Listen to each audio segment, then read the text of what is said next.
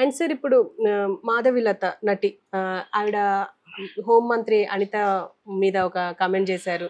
అంటే ఆవిడ అన్న మాటలకి, అంటే గణేష్ ని మీద మాట్లాడిన మాటలకి ఈవిడ శవం మీద కూడా చిల్లరేరుకోండి, 100 అడుగడుగున 100 వేయమనండి అని చెప్పేసి మాట్లాడారు. అంటే అలా మాట్లాడడం ఒక హోంమంత్రి అలా మాట్లాడడం మాధవీలత గారు మాట్లాడిన దానికోసం నేను కామెంట్ చేయను. హోమ్ మినిస్టర్ గారు అనిత గారు మాట్లాడిన దానికోసం ఆమె స్థాయి కాదు అది. యాక్చువల్గా ఏంటంటే ఒక చలానా అంటారు దాన్ని. అది పోలీస్ డిపార్ట్మెంట్లో మీరు చెప్పినా చెప్పకపోయినా పోలీస్ డిపార్ట్మెంట్ మైక్ పర్మిషన్ అంటారు. అది 100 రూపాయలు, 350 రూపాయలు, డిఫరెంట్ ఫీజులు ఉంటాయి. అది ఆల్రెడీ చలానా అంటారు. ఆమె మాట్లాడే స్థాయి కాదు. కనుక ఆమె మాట్లాడకూడదు. ఆమె home minister, not only local leader. ఆంధ్రప్రదేశ్కే చీఫ్ మినిస్టర్గా తర్వాత సెకండ్ క్యాడర్. కనుక ఆమె కూడా మాట్లాడకూడదు. ఎందుకంటే ఆమె మాట్లాడుతున్నప్పటికి ఏమైందంటే వీళ్ళు డబ్బులు దండుకుంటున్నారా అని అనుకుంటున్నారు. Is not correct. ఎందుకంటే పోలీసులు ఒక కానిస్టేబుల్ మాట్లాడాల్సిన మాట అది.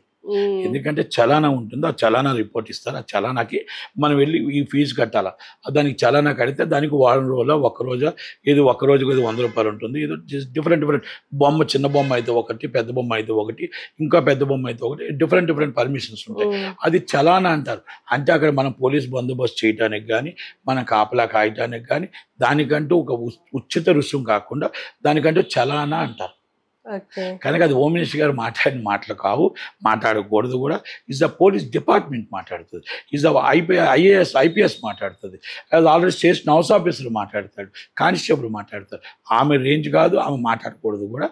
కనుక ఆమెకు మరి తెలిసి తిరిగి మాట్లాడింది, కానీ హోమ్ మినిస్టర్ గారు రేంజ్ అయితే అది కాదు. Okay, exactly. అండ్ సార్ ఇప్పుడు అనిత వంగలపూడిని హోంమంత్రిగా తీసేస్తున్నారు అని ఒక మాట వినిపిస్తుంది. అది రూమర్ అంటారా, నిజమా? కొన్ని విషయాల్లోనైతే ఆమె కొంచెం ల్యాండ్ ఆర్డర్లో ఫెయిల్ అయ్యింది. ల్యాండ్ ఆర్డర్లో ఆమె ఫోన్ ఎత్తట్లేదు, ఆమె ఆ పిఎస్లో ఫోన్ ఎత్తట్లేదు. ఆ కంప్లైంట్లు అయితే లోకేష్ గారి దగ్గర ఉన్నాయి, అందరి దగ్గర ఉన్నాయి. వ్యతిరేకత ఉంది. ఎందుకంటే ఫస్ట్ ఈజ్ హోమ్ మినిస్టర్ అంటే అర్థం ఏంటంటే ఫస్ట్ డీజీపీ గారు, హోమ్ మినిస్టర్ గారు, లోకల్ పోలీస్ స్టేషన్, మనం is very emergency police department. ఏ ఒక్కరికి అన్యాయం జరిగినా ఫోన్ ఎత్తాలి. వాళ్ళు ఎందుకు ఫోన్ చేస్తున్నారో అర్థం చేసుకోవాలి. ఫోన్ ఈజ్ రిప్లై కూడా ఉండట్లేదు, ఫోన్ ఆమెకు ఉండట్లేదు, కరెక్ట్, వాళ్ళ పిఎస్లో కూడా ఉండట్లేదు. కనుక ఈ ఇంప్రూవ్మెంట్ చంద్రబాబు గారి దాకా, పవన్ కళ్యాణ్ గారి దగ్గరికి, అలాగే మన లోకేష్ బాబు దగ్గరికి వెళ్ళింది. ఆమె ఎంతో సెలబ్రిటీలనే చూస్తుంది తప్ప సామాన్య ప్రజల కోసం ఆమె చూడట్లేదు, సామాన్య ప్రజలను పట్టించుకోవట్లేదు, సామాన్య ప్రజల కోసం వెళ్ళట్లేదు, సామాన్య ప్రజల కోసం మాట్లాడట్లేదు. ఆమె ఎంతసేపు ప్రెస్ మీట్లో రావడం, 2 నిమిషాలు మాట్లాడడం తప్ప ప్రజల కోసం ఆమె పట్టించుకోవట్లేదు అనేది ఆమె మీద అభియోగం ఉంది. కనుక దాని మీద అది చంద్రబాబు నాయుడు గారు, లోకేష్ గారు వాళ్ళు ఎంక్వైరీ చేస్తున్నారు. వాళ్ళకి కరెక్ట్గా రిపోర్ట్ కరెక్ట్ అయితే వాళ్ళు ఒకవేళ ఆవిడ ఎత్తట్లేదు అనేది మాత్రం వాస్తవం. అవునా? ఒకవేళ ఆవిడ వెళ్ళిపోతే ఇంకెవరు వస్తే బాగుంటది అంటారు? లా అండ్ ఆర్డర్ సరిగ్గా ఉండాలి అంటే నేను చెప్తున్నాను, మీ ఒపీనియన్ లో. చంద్రబాబు నాయుడు గారు ఉండాలి, నా ఒపీనియన్ లోకేష్ బాబు గారు ఉండాలి, అంతే నా ఒపీనియన్ అది. ఓకే, అంటే ఎందుకు సార్?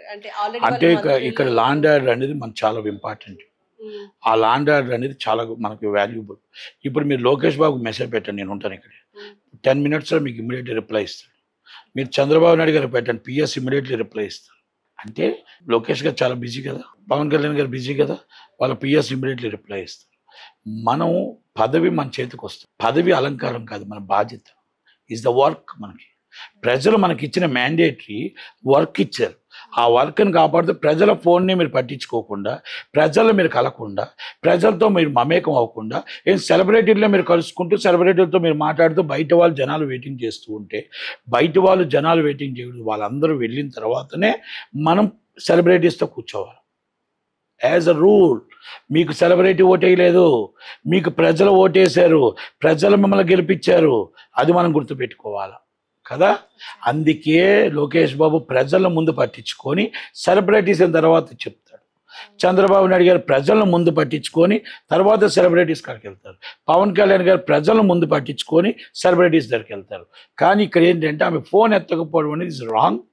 ప్రజలు చాలా కంప్లైంట్లు ఉన్నాయి, చాలా కంప్లైంట్లు ఉన్నాయి. అది ఎందుకంటే ఆమె మాట్లాడుతున్నప్పుడు కూడా మైక్లో కనబడుతుంది, టీవీలో కనబడుతుంది, ప్రజల దగ్గర కనబడట్లేదు.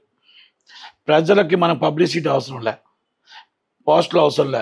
మనం ఇప్పుడు నేనున్నాను, నేను రాజకీయ నాయకుని కాను, నాకు మీరు వచ్చారు, నేను మీ టీవీ ముందు చెప్తున్నాను, నాకు ప్రజలతో సంబంధం లేదు. ప్రజలతో నేను మమేకం అవ్వలేదు. నేను ప్రజల కోసం నేనేమీ చేయలేను. నా దగ్గర పదవి లేదు కదా. నేను నిజంగా ప్రజల కోసమే నేను ఉంటే మీ మైక్ దగ్గర రాను నేను కదా. నేను ఖాళీగా ఉంటున్నా, నా వ్యాపారం చేసుకుంటూ, నా బిజినెస్ చేసుకుంటూ, నన్ను కాపాడుకుంటూ మీ టైం మీకు ఇస్తున్నా. కాకపోతే ఏంటంటే ఇది దీంట్లో విన్నవారు ఎవరైనా 10 మంది చంద్రబాబు నాయుడు గారు విన్నా ఏదైనా ఇది 10 మంచి జరగాలన్న ఆలోచనే తప్ప ఇక్కడ ఎవరిని ఇక్కడ విమర్శించట్లేదు.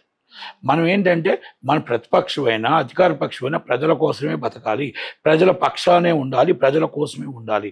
ఏ ఎమ్మెల్యే అయినా, ఏ సర్పంచ్ అయినా, ఏ ఎంపీ అయినా ప్రజల కోసమే ఉండాలి. చంద్రబాబు నాయుడు గారి గవర్నమెంట్, పవన్ కళ్యాణ్ గవర్నమెంట్ ప్రజల పక్షానే ఉంటుంది అని నమ్ముతున్నాను.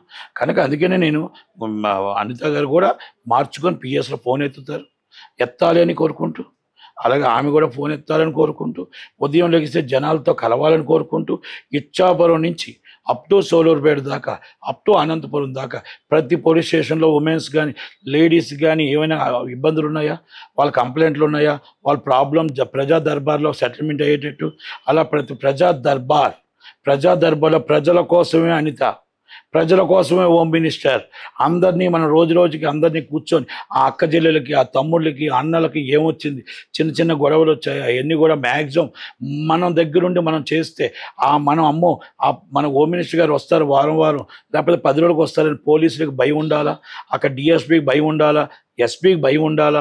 ఆ భయం తీసుకొస్తే ఆ పోలీస్ స్టేషన్లో ఒక్కసారి మనం వెళ్తే వారం రోజులు ఆ పోలీస్ స్టేషన్ వర్క్ చేస్తుంది. మళ్ళా వారం వస్తే ఈ కేసులన్నీ పెండింగ్ ఉంటే నన్ను తిడతారేమో, హోమ్ మినిస్టర్ గారు నాకు మెమో ఇస్తారేమో, కానిస్టేబుల్ అమ్మో నాకు డీజీపీ గారు మెమో ఇస్తారేమో అని రావాలి. ఆ ఆలోచన లాండ్ ఆర్డర్ మీద నమ్మకం జనాలకు కలగాలి, ప్రజలకి నమ్మకం లాండ్ ఆర్డర్ మీద ఉండాలి. కనుక అలా ఉండగలగాలనే ఆమె అనిత గారు ఇచ్చాపురం నుంచి అప్ టు సోలూరుపేట అనంతపురం దాకా పోలీస్ స్టేషన్లో ప్రజా దర్బార్ పెట్టి ప్రజల కోసమే, అక్క చెల్లెల కోసమే నేనున్నాను, ఈ పోలీసులు మీ ఫ్రెండ్లీ పోలీసింగ్ అని చేస్తారేమో అని ఆశిస్తున్నాను నేను. సార్ ఇప్పుడు భూమా అఖిల మీరు వినే ఉంటారు, నా దగ్గర కూడా ఒక రెడ్ బుక్ ఉంది, దాంట్లో కూడా నేను నోట్ చేసుకుంటున్నా అనేసి. దీని మీద ఒక అంటే విమర్శ ఏమొస్తుందంటే ఇలా టీడీపీలో ఇలాంటి రెడ్ బుక్లు ఇంకెన్ని ఉన్నాయి అని చెప్పేసి అంటున్నారు. అసలు మీరేమంటారు sir? No comment. Red book అనేది valuable, it's very very valuable. Red book అనేది ఏదో ఆ సమస్య కాదు. రెడ్ బుక్ అనేది ఇంతకుముందు గతంలో ఆఫీసర్లు తప్పు చేసింది, గతంలో ఆఫీసర్లు మొత్తం రూల్స్ వ్యతిరేకంగా అక్కడ అప్పుడున్న గవర్నమెంట్కి సపోర్ట్ చేస్తూ కార్యకర్తలను అన్యాయం చేసింది, అక్కడ ఉన్న ప్రజలను అన్యాయం చేసింది, స్థలాలు కబ్జా చేసింది, దాచుకున్నది. ఆ ఆఫీసర్లు ఎవరో ఇంతకుముందు కార్యకర్తలు తీసుకెళ్ళి అన్యాయమైన కేసులు ఇరికిచ్చింది. అది లోకేష్ బాబు గారు చట్ట ప్రకారంగా ఆ చట్ట ప్రకారంగా ఏ సిఐ చేశాడు, ఏ ఎస్ఐ చేశాడు, ఏ డిఎస్పి చేశాడు, దానికోసం వాళ్ళని చట్టరీత్యా ఏ చర్య తీసుకోవాలి, ఆ ప్రకారంగా వాళ్ళతో ఎవరు చేయించారు, ఏ ఆఫీసర్ చేయించాడు, ఎవరి స్థలం కబ్జా చేశారు అనేది రెడ్ బుక్. ఆ తప్పు చేసే వాళ్ళ కోసం రెడ్ బుక్. కనుక డిఫరెంట్ వాళ్ళు మాట్లాడుకుంటే దానికోసం మనం చెప్పలేం. కానీ అఖిలప్రియ గారు వాళ్ళ లోకల్ అభిప్రాయం కోసం లోకల్గా మాట్లాడుకుంటూ ఉండొచ్చు. కానీ రెడ్ బుక్ అనేది is very very valuable, very very valuable. ఎందుకంటే అక్కడ లోకల్గా ఉన్నదో వాళ్ళు ఆ పేరు ఆమె మాట్లాడవచ్చు తప్ప, కానీ లోకేష్ గారు red book is very very valuable. Okay sir ఇప్పుడు రాజ్ తరుణ్, లావణ్య ఈ కేసు మొదటి నుంచి నడుస్తూనే ఉంది. రీసెంట్గా కూడా రెడ్ హ్యాండెడ్ దొరికారు అని చెప్పేసి అసలు ఈ కేసు అసలు తేలడం లేదు, మర్చిపోయే లోపల మళ్ళీ ఒక బయటకు వస్తుంది. సో రీసెంట్గా ఏమన్నారంటే నేను ఫిల్మ్ ఛాంబర్ మీద ధర్నా చేస్తాను అని చెప్పేసి ప్రకటించారు. ఎప్పుడు చేస్తారో తెలియదు, కానీ అందరు ఈగర్లీ వెయిట్ చేస్తున్నారు. ఫిల్మ్ ఛాంబర్ మీద ధర్నా చేస్తే ఫస్ట్ ఒక ప్రొడ్యూసర్ కౌన్సిల్ జాయింట్ సెక్రటరీగా నేను నా రిక్వెస్ట్ ఏంటంటే ఛాంబర్ వాళ్ళని, కౌన్సిల్ అండ్ మా association immediately and police station complaint. And ఆమె అభియోగం చేస్తున్న డ్రగ్స్ తీసుకున్నారని, ఈయన అభియోగం చేస్తున్న డ్రగ్స్ తీసుకున్నారని, వీళ్ళు గొడవలాడి బయట పెట్టుకుని డ్రగ్స్ మాఫియా అని వీళ్ళందరినీ తీసుకెళ్ళి డ్రగ్స్ కేసు కింద ముందు లోన్